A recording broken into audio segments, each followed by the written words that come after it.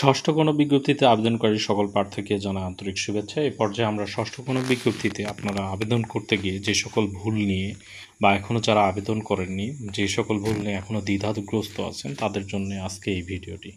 তো আজকে আমরা আপনাদের সকল ধরনের দ্বিধাদ্বন্দ্ব নিয়ে আলোচনা করব। তো অনেকেই দেখা যাচ্ছে যে চিন্তা করছেন জিমেল আইডি নিয়ে অনেকে টেনশনে আছে, যে অনেকের প্রশ্ন এরকম যে আমি যে জিমেল আইডিটা সংযোগ করব সেটা কি আমার নিজস্ব নামে হতে হবে, না আমার অনেকে মেয়েদের ক্ষেত্রে তার হাজব্যান্ডের নামে আইডি সংযোগ করলে কোনো সমস্যা আছে কি না, বা আমার যে জিমেল আইডিটা হচ্ছে ছিল সেটা তো আমি পাসওয়ার্ড ভুলে গেছি। তো এই ধরনের সমস্যার ক্ষেত্রে আমি বলবো যে আপনি একটা সচল জিমেল আইডি সংযোগ করলে হবে, যেটা নিয়ন্ত্রণটা আপনার কাছে আছে। আপনি যে কোনো তথ্য বা যে কোনো মেসেজ আসলে সেটা যাতে আপনি দেখতে পারেন, এইরকম একটা জিমেল আইডি সংযোজন করবেন। এটা হচ্ছে আপনাদের প্রথম প্রশ্নের সমস্যার সমাধান। দ্বিতীয় হচ্ছে মোবাইল নম্বর। মোবাইল নম্বরটা হচ্ছে কি, যে দ্বিতীয় হচ্ছে মোবাইল নম্বরটা আপনি আপনার নামে নিবন্ধিত একটা মোবাইল নম্বর দেওয়ার চেষ্টা করবেন।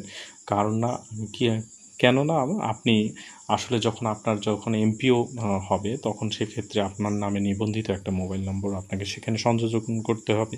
তো এই কাজটা যদি আপনি আগে থেকে করে ফেলেন, তাহলে তো কোনো সকল সমস্যার সমাধান হয়ে গেল।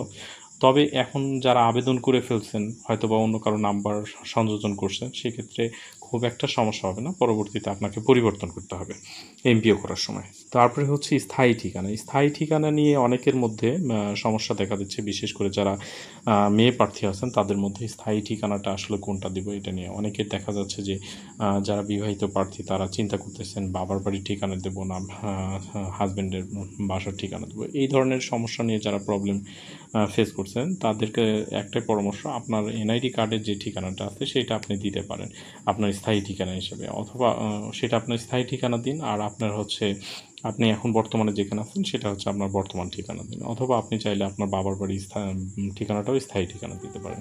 তো মেয়েদের ক্ষেত্রে এই ধরনের সমস্যা হবে না আসলে, যে কোনো ঠিকানা আপনি দিলে সেটাই গ্রান্টেড হবে।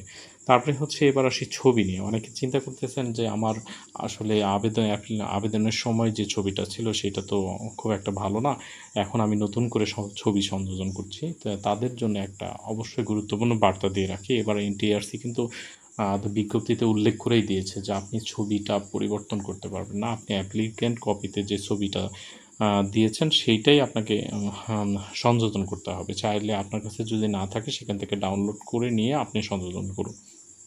এবার আসি গ্রামের নামের বানান। আমি এরকম অসংখ্য মেসেজ পেয়েছি যে স্যার আমার গ্রামের নামের বানান তো এইটা, এর সাথে অনেকে আবার সংযোজন হয়েছে বাজার বা এই ধরনের। তো এই ধরনের সমস্যা নিয়ে কোনো সমস্যা নাই, আপনি এটা নিয়ে আপনার এমপিওতে কোনো ঝামেলা হবে না।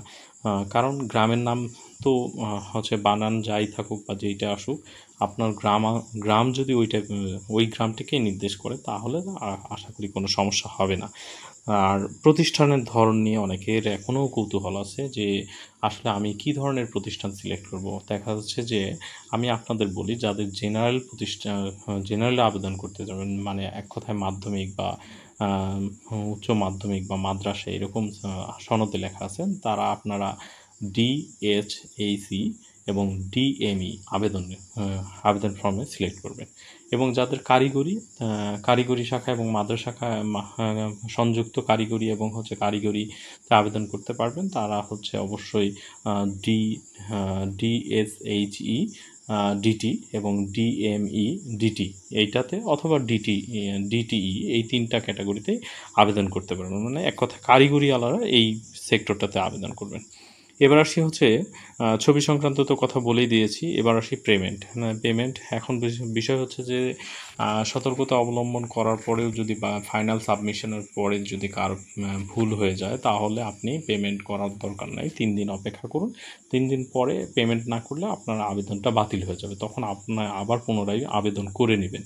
এখন বিষয় হচ্ছে যে যদি আপনার সব কিছু ঠিকঠাক থাকে, তাহলে আপনাকে 72 ঘন্টার মধ্যেই আপনাকে কিন্তু পেমেন্টটা কমপ্লিট করতে হবে, না হলে কিন্তু আপনার আবেদনটি বাতিল হয়ে যাবে। তো এই ছিল আমাদের ছোট্ট একটা ভিডিও। তো আশা করি আপনাদের যত রকমের প্রশ্ন ছিল আপনারা মোটামুটি উত্তর পেয়ে গেছেন। এ বাদেও যদি কোনো প্রশ্ন থাকে অবশ্যই কমেন্টে লিখে আমাদের জানান, আমরা সমস্যার সমাধান দেওয়ার চেষ্টা করব। তো সবাইকে জানা ধন্যবাদ। আর ভিডিওটি ভালো লাগলে অবশ্যই ভিডিওটি লাইক দিয়ে সকলকে দেখার সুযোগ করে দেন। ধন্যবাদ।